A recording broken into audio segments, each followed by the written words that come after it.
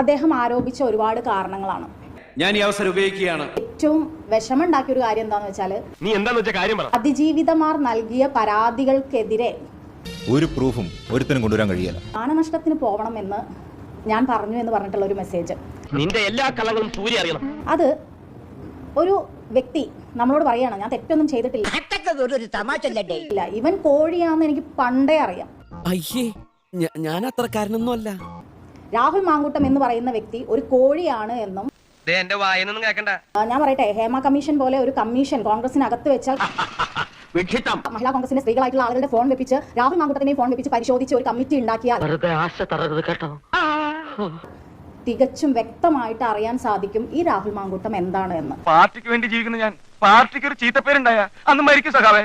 പിന്നെ ഇന്നലെ അവനെ വെളുപ്പിക്കാൻ വേണ്ടിയിട്ട് ഹാഷ്മി ഒരു മാന്യൻ എന്താണ് പറയുന്നത് എന്ന് മാത്രം കേട്ടുകൊണ്ട് ഒരു അക്ഷരം ചോദിക്കാതെ നിന്ന നിന്റെ ബുദ്ധിയില്ലായ്മ നീ ഒരിക്കൽ കൂടെ തെളിയിച്ചിരിക്കുന്നു.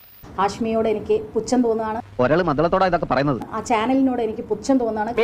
ഇത്തരം അനാവശ്യം കാണിച്ചാൽ അന്നറിയും ഈ രാജ്യം ആരാണ്.